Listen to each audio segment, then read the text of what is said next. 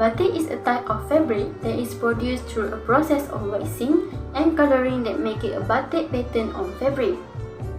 The existence and origin of the creation of batik are still unclear until now, because the early discoveries of fabric dyeing activities were also produced by communities in India, Persia, Egypt, Japan, and Turkey. However, researchers believe that the use of wax, block, and chanting in the process of batik, which has been practiced up until now, is derived from the Malay archipelago. Firstly, draw the batik motif on the fabric with a pencil or pen. After that, outline batik motif using a batik tool such as a chanting that has been filled with melted wax. This will prevent the color from bleeding out to the outer part. Next step, coloring the fabric by using a brush or dye dipping process. Then, the fabric is dried prior to the next batik layering process. After being dried, it is then soaked in sodium silicate for at least overnight to seal the color on the fabric properly and prevent the color from fast fading when it's washed later. Then, it is rinsed to remove the silicone layer. For the wax removal, the batik cloth is immersed in hot water with soda ash as an active agent to ease the removal of the wax. Then, the cloth may immediately be rinsed in cold water to prevent any damage to the fabric. After that, the cloth will be soaked in softener to soften the cloth. For drying, the batik cloth is put into the machine to spin dry and it's finally left to air dry before it can be used. The types of batik is basically can be categorized by the technique of creating the batik products, and it has several classifications which include block printing batik, hand-drawn batik, screen printing batik, tie-dye batik, and many more. However, in Malaysia, there are only two major types of batik, which are hand-drawn batik and block printing batik. These two types of batik can be said the most popular batik because it is well known among all people in Malaysia, and even children know this technique. It is because this project has been introduced to students as early as primary school in the subject of visual arts education named STEM technique.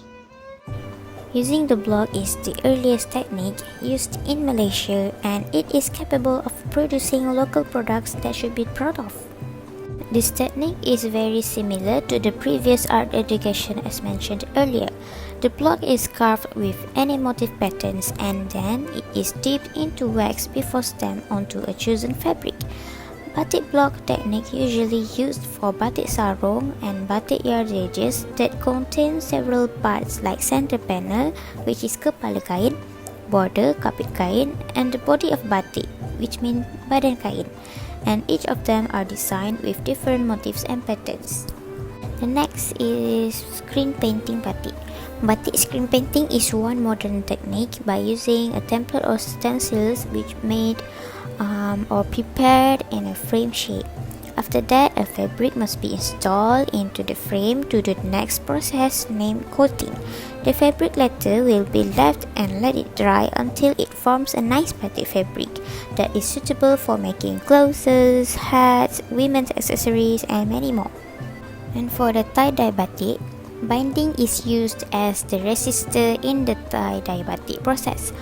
Repeating the straightforward concept will result in more colors and bolder patterns, as well as incredibly intricate array of designs. In this method, water and vinegar are also used to enhance the dye molecules absorption to the protein fibers. And lastly is hand-drawn batik. Hand-drawn batik, or commonly known as batik canting, is one of the most famous types of batik in Malaysia. This batik process takes a lot of skill as it involves the artist designing the batik in one sitting. With that being said, with a lot of skills and passion it took to create this batik, it is undeniably true that this batik is favorable among Malaysians. The usage of batik depends on the intention of the wearer. The wearer may introduce themselves by showcasing how they wore the batik. According to Professor Madya Datuk Paduka Dr. Muhammad Roslan, batik sarung has a special relationship to its wearer. Most women today, especially among girls, are simply wear the batik sarung as it is comfortable for them without understanding the significance of the design. Many efforts have been made by the government to make batik the national icon of Malaysia. Among them is that all government employees are required to wear baju batik every Thursday, except for those who are provided with uniform, such as hospital workers, police, and so on. The private sector is also encouraged to wear batik clothes. For example, Malaysia Airlines, MAS, tour guides, hotel and hospitality who have implemented the wearing of batik clothes. In addition, batik clothes are used as official clothes for students in secondary schools beside their school uniforms. They will wear it when there is an official event outside the school or inside the school. As for the students who live in the hostel, they often wear it on the day they return home. Besides, Malaysia also celebrates 3rd December every year as Malaysian Batik Day. This is due to batik being considered as a cultural icon. As for the international level, Malaysia launched Batik Air, which offers convenient travel and business activities between Malaysia and Japan daily. What is special is the design of the body of the flight, which has a batik theme, showing that the batik is the icon of Malaysia. Next, the government also held a program to introduce batik to foreign countries. The Batik Festival, the annual Malaysian Week in London, the annual Kuala Lumpur International and the Batik Convention Exhibition are just a few examples of the program. The government also has upgraded the batik industry by using advanced technology such as the Integrated Corrective Action Tracking System (ICAT) and the Batik software.